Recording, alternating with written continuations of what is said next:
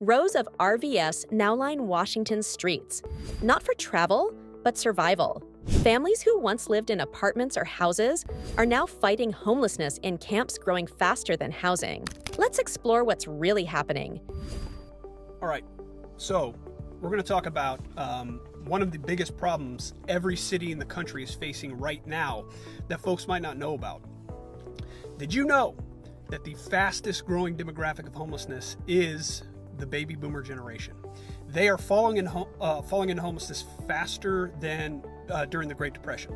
So we are not used to this. Plus, the baby boomer generation is the largest current, when you're talking about demography, it is the largest population in this country's history. So the amount of people that are in that generation that could potentially fall into homelessness is unknown. Like, we've never seen this in this country. And we're talking about a social services system that has been pushed to the max. COVID has really pushed it as far as we ever thought it could go. So resources are limited, and when resources are limited, you have to prioritize differently. And because this is a new batch of homelessness, we're not really sure of what their vulnerability level is. Think of social services like a hospital. The hospital is always going to take the person with a potential heart attack over a stubbed toe, even if the stubbed toe person comes in before the heart attack person, right? It's the same thing in social services. You have to prioritize the highest level of vulnerability. And these people are new to the system. They haven't ever been in it. They don't know how to navigate it, but they're coming from housing. So it's going to be difficult. And the systems are going to have to react to this, and quickly. And I'll give an example from my personal life that is emblematic of what's happening across the country. My stepdad passed away. And when he passed away, it left my mom, who is disabled and on SSD, Social Security disability income. She makes probably $700 a month, something like that. In this housing market, you're toast. I mean, that's it. Unless you own your home. We don't. We've been renters my whole life. So I moved in with her. Imagine if she, and I'm not saying anything about me, I think anyone in my position would do it. Imagine if someone like me wasn't there for that person, or like you, to help them out. So cities are going to have to get creative on this, and really they can do a couple of things. They can pass rent control ordinances, which, let me tell you, there would be a fight like no other, especially in the Midwest. If someone's going to try and pass rent control ordinances, there would definitely be a fight, so it might be tough to get done. And the other thing, and I think this is what cities are going to have to do, and I'm talking about the government and the social services system, is find some matchmaking algorithms to start pairing roommates. We're going to have to find a way to maximize the income of these folks. They're not able to make more money, so we need to maximize it, and really a way to do that is to pair people up. Imagine if my mom could find a roommate that wasn't combustible, wasn't fire, their personalities matched. It could really go a long way, and we're going to need to be able to do this at scale. So that's the info for today. Thanks for listening, and we can end homelessness.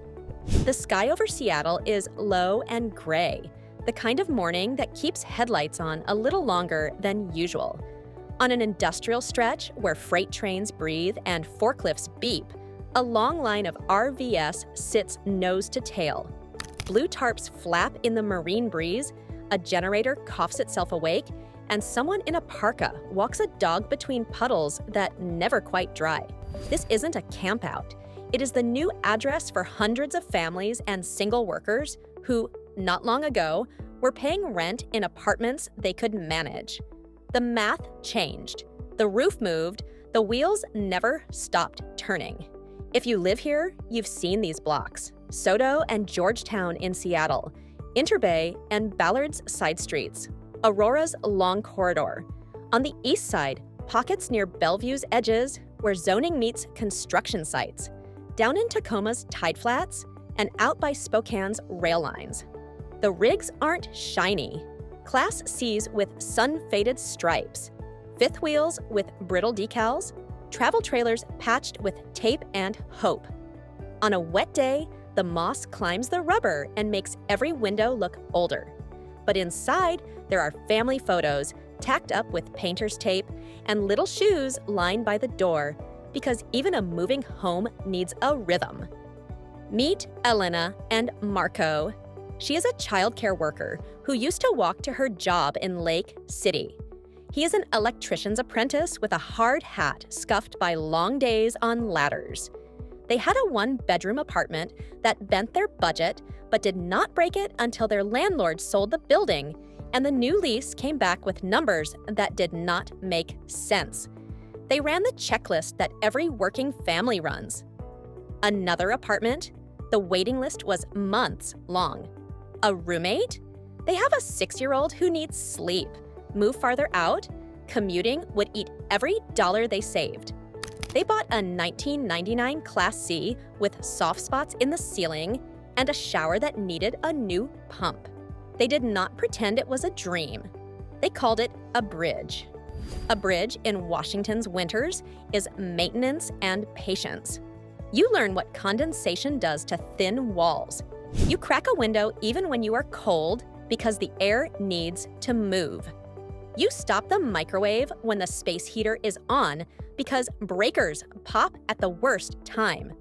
You learn to watch the weather the way boaters do, measuring wind in your mind against the angle where the rig is parked. You learn the routine of dump stations and water fills. You buy a stack of 5-gallon jugs because sometimes the faucet you planned on is locked, and you cannot take showers until you figure it out. If you want it bad enough, you can get off the streets, I realize. This RV is now headed to the junkyard. It's the 7th RV to come in and now out of the Salmon Bay Village in Seattle.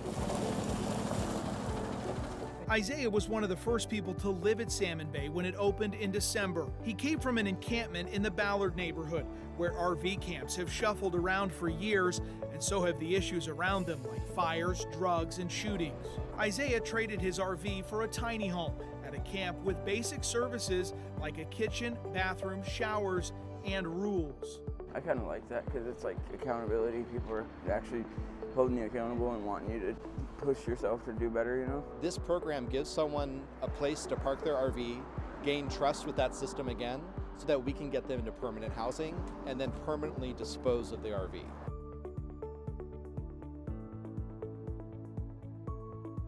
By 9 a.m., the city is fully awake and the neighborhood belongs to trucks. The RV line tightens to make room for backing trailers, and everyone watches to be sure mirrors don't clip. A security guard waves at the people he has seen for weeks. Not all guards wave. That is one of the daily variables. Is this block safe today? Did street sweeping signs go up overnight? Will someone chalk tires at noon? The 72-hour rule is a cloud that drifts and returns, and what was tolerated last month might be ticketed today. You move by clock, odometer, and instinct. Sometimes you move just across the street to legally reset the count. Sometimes you move across neighborhoods and lose the predictability you built. A humming city doesn't notice how expensive the basics are until it has to live this way. Power is gasoline, propane, carefully timed generator runs, and solar panels if you can afford them. Heat is metal that hisses and plastic that smells, and a heater that cuts off if you do not keep it clean. Data is a family plan stretched thin because the kids still need to submit homework and parents still need to check schedules and email applications. Water is a never-ending errand and a way to feel human. Gray tanks and black tanks are clocks. They tell you when you have to move, whether you want to or not. Spokane, on the other side of the mountains, writes a different chapter in the same book. The cold digs deeper there, and fifth wheels get wrapped in skirting to keep pipes from freezing. A veteran named Dan keeps a space heater going in the morning while he laces boots for a day job that pays enough to keep the lights on and too little to climb back into an apartment. He waits on a list for a safe parking site with hookups because a steady extension cord would let him stop feeding the generator.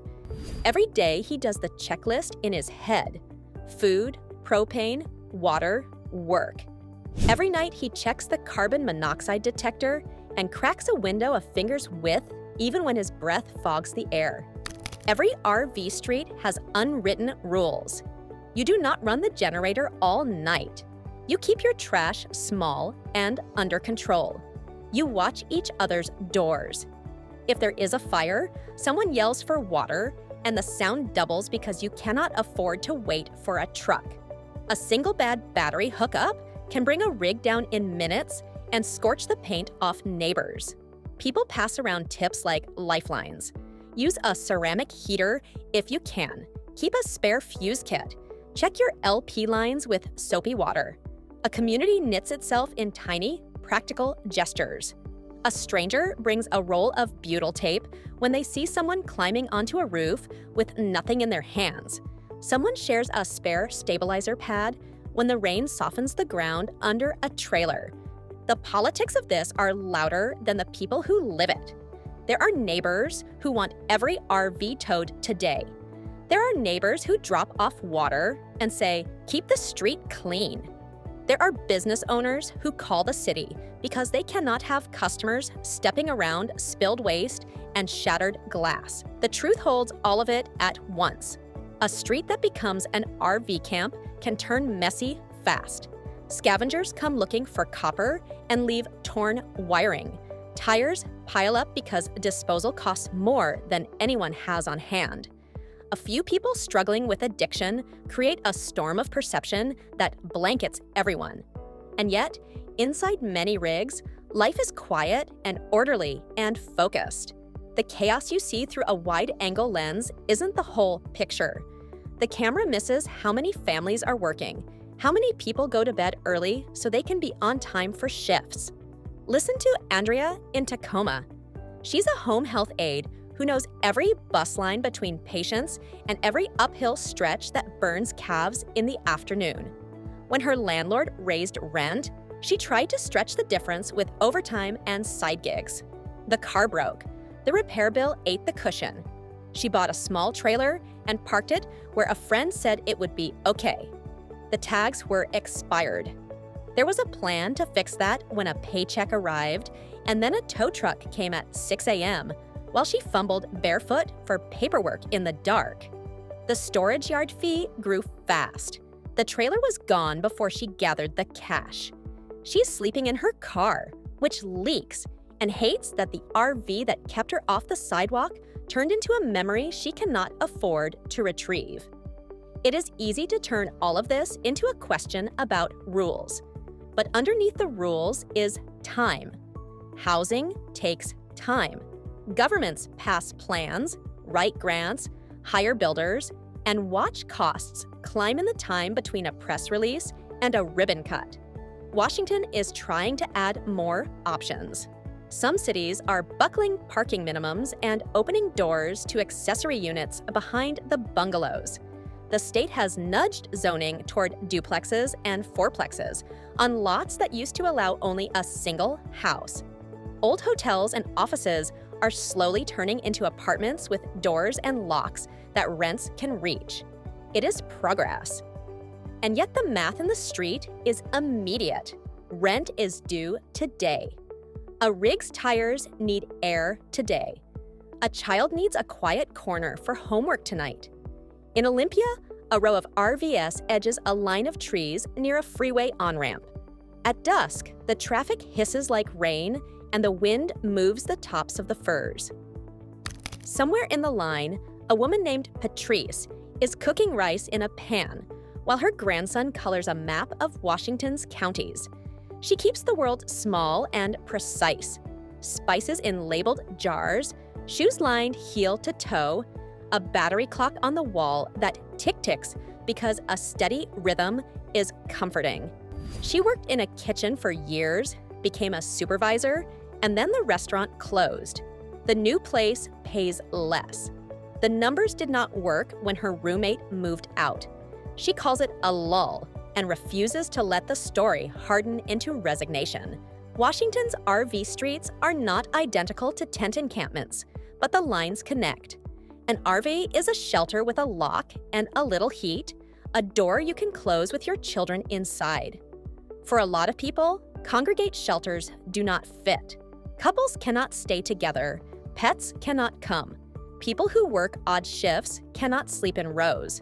People with trauma cannot share bathrooms. That leaves the street or a vehicle. The RV is a compromise that tries to hold dignity and safety with the tools at hand. And when there are many RVs, the result becomes a moving neighborhood that cities struggle to manage. For many of you guys who don't know, my last camper was just recently totaled, and I live out of my camper full time, so I had no choice but to buy a new one. So this video, I'm gonna be doing a tour of my brand new 2025 Jayco J-Flight SLX 197 MBW. Let's come take a look. As you guys can see, we have a couch. I know it's amazing. The previous one didn't have a couch. This one is slightly bigger. We have one slide out right there. This couch right here is not just a couch. We have the bed right here, and we have a cat right here. That's my cat. The bed does fold down. It is a queen size bed. I will show you if you come by the live stream. One of my favorite parts is definitely gonna be the bathroom. We have the toilet right here. We have a sink. We didn't have a sink in the previous one, but this one definitely has one, so I'm really happy about that.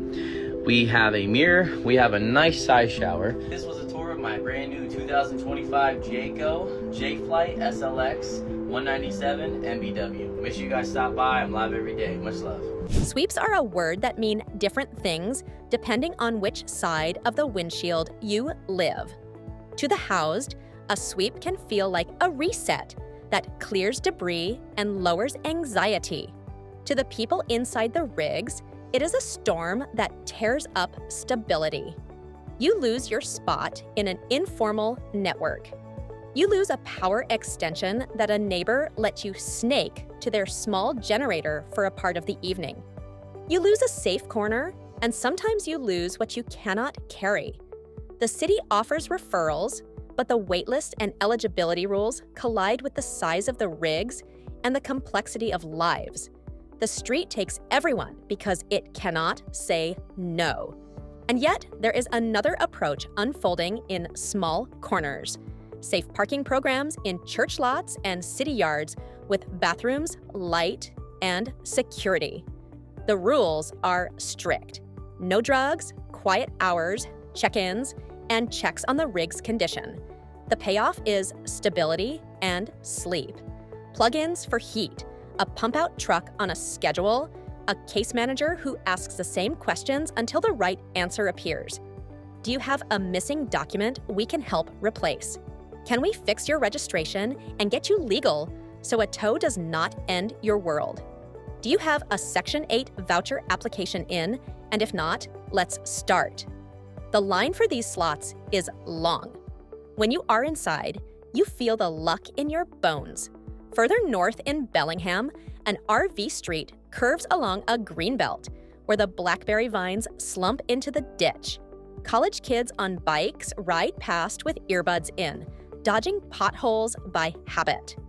A man named Jorge fixes a neighbor's door latch in exchange for a bag of coffee and a promise to watch his rig while he takes a day job that starts before dawn. He used to hang drywall. He will again. For now, his toolbox is his resume. He keeps the street going in little ways that no official notices. He knows which rigs will not start without a jump. He knows where to find a longer hose when someone's line won't reach. He knows who borrowed a jack and who is afraid to ask for it back. You can see the contradictions everywhere you look. A city that is rich in cranes and poor in open doors.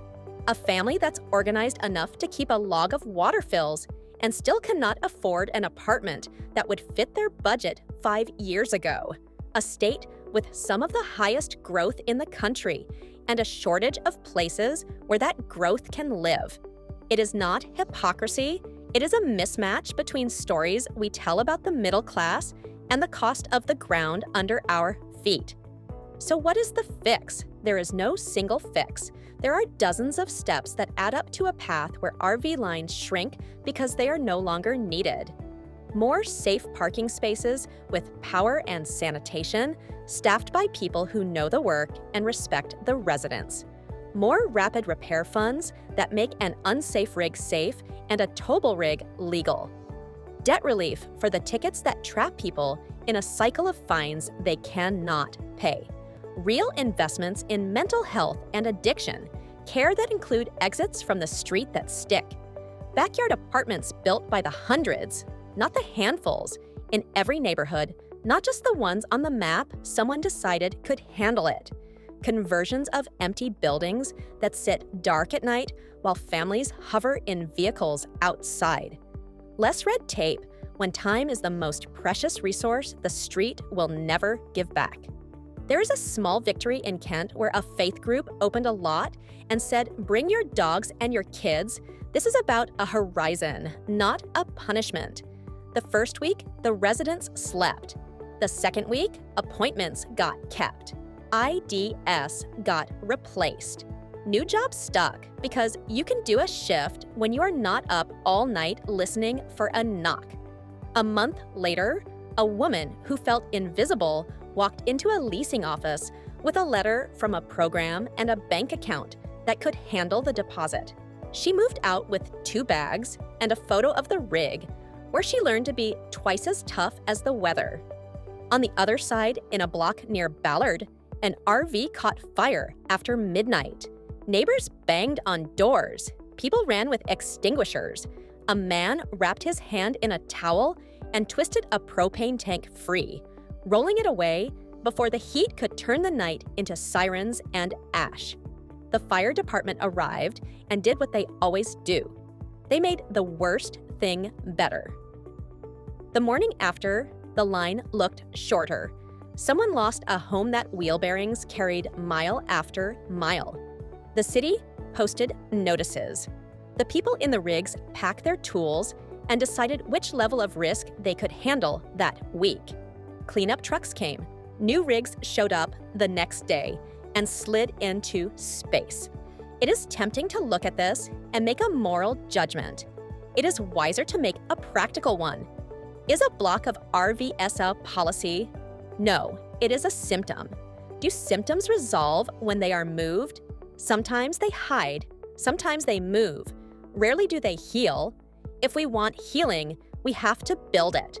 We have to accept that the slow pace of housing creation will never beat the fast pace of economic change without conscious choices.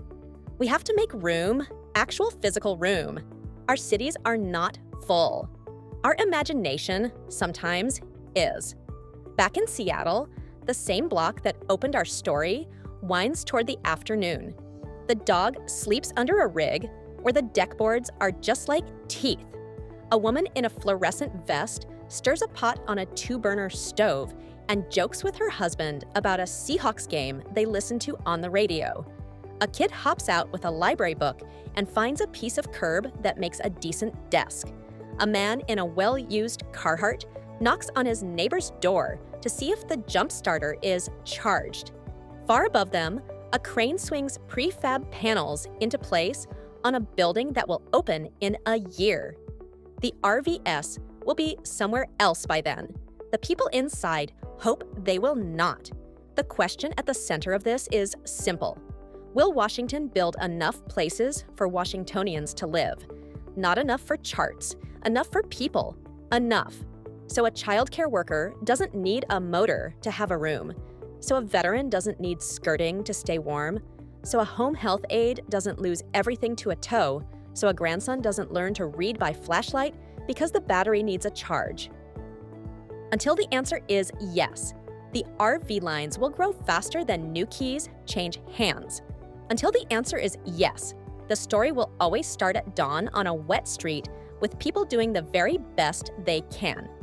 Who's to blame for homeless encampments on private property? If you're Seattle, it's not the homeless, it's not the city, it's property owners who should be punished. That is the old Joanne craft store. It's in Seattle's Ballard neighborhood, and for years the area has been overrun by homeless encampments. In the last 4 years, people filed numerous complaints with the Seattle Department of Construction and Inspections about homeless squatters and problems they bring to the area. Here they are, literally, August 2021, on Google Maps. So Joanne's eventually moved out in April after the company went bankrupt, but property owner Sam Hawley knows what can happen to vacant buildings in Seattle. Like, they mysteriously burn down. And since the city appraised his property at a whopping whopping $8.2 million, he'd taken steps to protect and secure it. He told Como News, "The posts were up, the concrete was drying, and the fencing wasn't up yet." Until one week in June, he went out of town for a few days, and that's when 15 to 20 people moved into the parking lot. Those unhoused neighbors, yeah, they kept doing drugs out in the open. Naturally, this generated a ton of complaints because the property is across the street from a children's playground at Ballard Commons Park. And since Seattle has made it difficult for property owners to remove encampments, Hawley called the cops. He then invested $30,000 more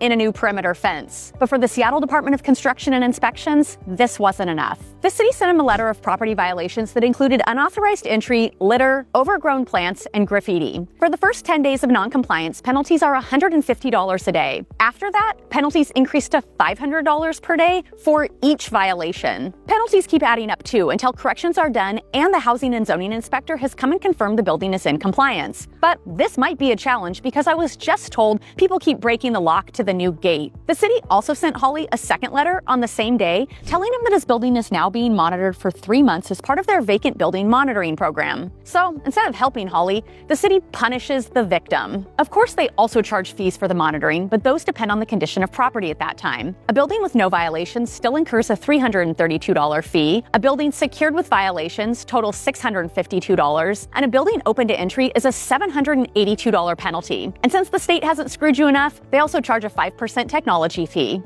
So the inspector came to look at Hawley's property and found it secured with violations for a total fine of $684.41. He's also being forced to pay $348.98 for a follow-up inspection. Once he's in compliance for 3 months in a row, Hawley will be removed from the monitoring program. You know, the one for his benefit. But it's surprising homelessness still persists here, considering King County recently spent over $200 million to purchase 11 hotels for the homeless. So why would anyone want to own commercial property in Seattle?